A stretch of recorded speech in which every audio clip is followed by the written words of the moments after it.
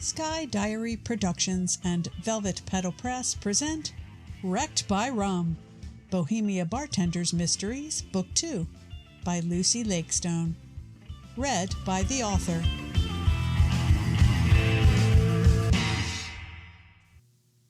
The host led us through a maze, eventually pointing us around a corner to a smaller prep area next to one of the biggest ice makers I'd ever seen.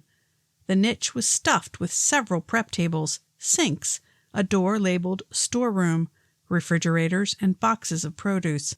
There we found Fizz Martin, clutching a small, rough wooden box branded with an old-looking logo of a ship and a faint Jamaica.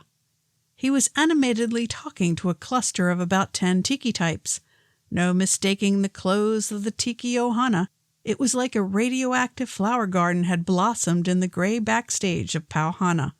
Plus, they had badges around their necks that indicated they were all convention staff or VIPs. Fizz looked slightly older than his publicity photos, close to 40, I guessed, dimpled and boyishly good-looking, but with a little gray in his wavy, longish, light brown hair and goatee. A pinkness of cheek suggested he'd imbibed early and often. "Almost 400 men came out to fight the fire," Fizz was telling the group in his charming Australian accent. His voice crescendoed with his unfolding tale. "They fought the fire with pumps and with boats. Rivers of flaming rum poured out of the warehouse, still on fire, sizzling into the waterways that would take the burning liquor to the Thames in oblivion. There was blue fire on the river. The firemen got drunk from the fumes." There were exclamations among his rapt audience, and Fizz's grey eyes shone with excitement. "The entire city of London glowed to the light of rum fire that night. Some firefighters were set afire themselves when flaming rum sprayed out at them, and they had to be doused with chemical extinguishers. They battled the blaze to exhaustion, but in vain. The fire burned for almost 3 days, fueled by some £4 million worth of rum, the equivalent of more than $375 million today. But it was truly priceless, a huge stock of spirits from the Caribbean. Some 6,500 casks went up in flames, the jewels of the West Indian rum trade." Now the crowd moaned in mourning, Barclay among them.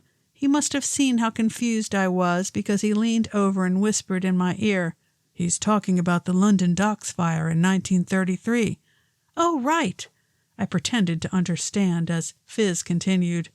Neil, on my other side, harumphed and put down his tool bag, either unimpressed or already well acquainted with the facts. "To this day," Fizz said, "we don't know the true extent of what was lost. Many of the records were destroyed in the Blitz during World War II. The assumption is that all of that rum from the famous rum key is lost to time."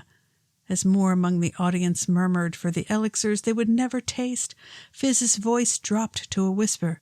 "But I know a secret, and I'm going to share it with you."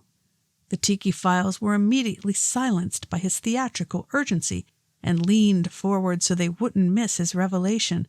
I found myself doing the same thing, caught up in the drama. "The historian's assumptions are wrong," Fizz said so softly he was almost drowned out by the drone of the air conditioning. "Because right here in my hands is the last known bottle of London Dock rum to survive the fire in 1933.